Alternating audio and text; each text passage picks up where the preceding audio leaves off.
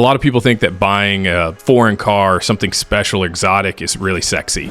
I think that having 10, 20, 30, 40 grand that comes in per month that I don't have to do anything with, and that allows me to buy my time, that's probably the sexiest thing I can own. If you find that time as attractive as I do, real estate investing is the best asset class that you can purchase to make that happen. All right, everybody, welcome to the first podcast, Active to Passive podcast. My name is Zach Downs. We're going to be going over how to increase your active income and transition that active income over to passive investments. I did not have a traditional path to real estate investing. I did not graduate high school. I did not graduate college, and moved out just before I turned 17 and started grinding and hustling right out of the gate. I jumped right into the sales space, and every job that I held was in some form of a sales capacity. I was fortunate enough to learn some really valuable lessons, either the hard way or just being around the right people that shared really impactful life lessons and wisdom with me. And so my hope and goal with this podcast is to be able to share as much of that information with you guys as possible. You know, there's a lot of people that I talk to on a regular basis that have this goal or dream of having financial freedom, right? I always had that goal also, but I always viewed it from the perspective of the lens of having time freedom. I think it's pretty simple to understand that in this world, things cost money.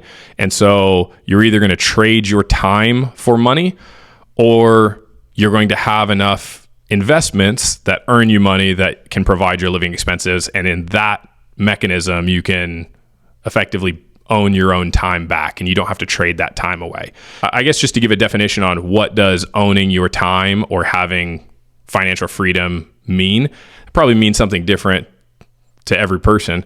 But for the context of this and for myself, I would say that having financial freedom is once your passive income meets or exceeds your monthly expenses. So once you get to the point where your mailbox income, right, the income that's going to come in without you going and doing anything active, meets or exceeds the amount of money you spend on a monthly basis for all of your expenses, for your family, for your house, for your food, whatever it is that you do on a monthly basis. Once that happens, you have the freedom to do whatever you want. Now, don't take this as me saying that once that happens, stop generating active income. That's absolutely not what I'm saying. But I am saying that is, I would say, the point in which you can say comfortably, I have reached some level of financial freedom. So step number one is increasing your active income. Most people are in a situation in which their current active income is not enough that they can move money into passive investments. And so step number one, obviously, is, well, we need to boost that active income. Now, there are a slew of ways that you can do that. Like I mentioned earlier, my path was in a sales capacity. And so if you're working in sales right now, or maybe you're not working in sales, but you've had people around you say, man, you should get into something sales related, you kind of have that personality type, then I 100% would say that sales is a great path, because it's one of the only industries that allows kind of uncapped income while you're still in some kind of W-2 environment. I'll give you a quick background story for myself. My active income really skyrocketed to the point that I could start moving money over into passive investments once I started a solar company. So I started a solar company back in 2015, and that income growth through growing that company and the amount of income that I was able to personally earn allowed me to move that money into real estate assets, more specifically commercial real estate assets. And those assets appreciated over time. They provided cash flow. I was able to leverage those commercial real estate assets into out-of-state residential real estate assets. And so that all started with being able to grow my active income. So first things first, if you say, Zach, I really want this financial freedom you talked about, but I don't know how I'm going to get there. Step number one, grow your active income. Okay. Now we'll talk more about specifics and recommendations on how I think are some of the best strategies and solutions to grow your active income. But the second step is keeping your monthly income, keeping your monthly expenses low. So as you start to increase your monthly income and that starts to grow, which is exciting, and you're going to feel pumped, it's very, very difficult to not also allow your monthly expenses to grow. I've seen time and time again, over and over, where whether it's a friend or a colleague, their active income starts to grow and they're making $1,000 more a month or $2,000 or $5,000 more a month than they were used to. And inevitably, their lifestyle also grows by $1,000, $2,000, $5,000 a month. And so it's very important that as your active income is growing, we want to keep your monthly income or your monthly expenses as low as we possibly can. So some things that are some items that absolutely suck away from that income and that will skyrocket your monthly expenses are as simple as DoorDash, going out to eat too often, going out to have drinks with the friends, right? Like, most people do not realize how much money they're spending every month on DoorDash, right? I was just talking to a friend and we were saying, you can go buy a salad from Trader Joe's for $6, or you can DoorDash it. It's going to cost like $14, right? Now you might say, well, Zach, if you're worried about $8 on a salad, like, why are you looking at real estate? But that compounds, right? So when you look at a real estate investment, you might say, oh, well, this property only cash flows $150. That's not going to change my life. That's true, but that $150 compounds, and there are other elements that we're going to talk about, like appreciation and depreciation and tax consequences. So you can't get caught up in, well, it's only $8 for one DoorDash. It's not a big deal, because guess what? You're going to do that again. You're going to do that again. You're going to do that again. And now at the end of the month, you end up spending $850 on DoorDash, and you look back and say, well, I don't have any money to invest in real estate. Yeah, it's because you bought too many DoorDash meals. So we want to avoid that, okay? Let's avoid that. Let's keep your monthly expenses as low as possible. And if you do those two things right, and your goal is to buy your time back, then it's very simple just to take that money and transition it through into real estate investing, which is going to provide you a level of passive income. A lot of people think that buying a foreign car, something special or exotic, is really sexy. I find $20,000, $30,000, $40,000 in passive income per month very sexy, right? So it just depends on what your goal is, okay?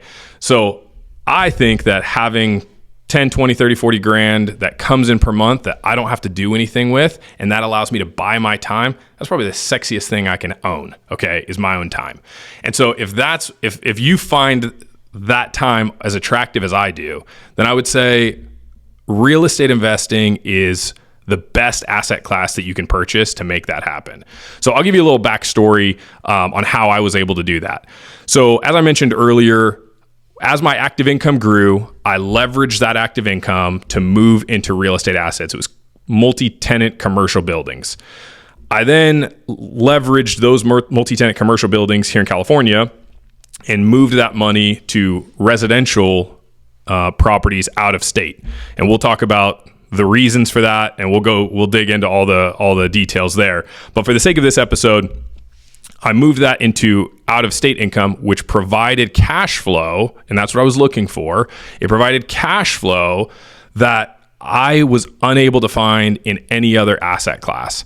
And with the caveat of it provided safe cash flow, okay? So I've got some really good buddies that are in crypto right now, and you can make a ton of money in the crypto space. I think that there's all sorts of benefits in crypto investing, but it is much more volatile than real estate. So every asset class has its own level of volatility. I was looking for a fairly safe investment vehicle that was going to provide me with cash flow. Now, everybody has their own desires and goals and what they're looking for. But if you see yourself similar in saying, yeah, I'd like to have something fairly safe, a fairly safe asset class as in real estate, but I want to provide or I want to receive that cash flow to buy my time back, then this is, I think, the best mechanism to accomplish that goal.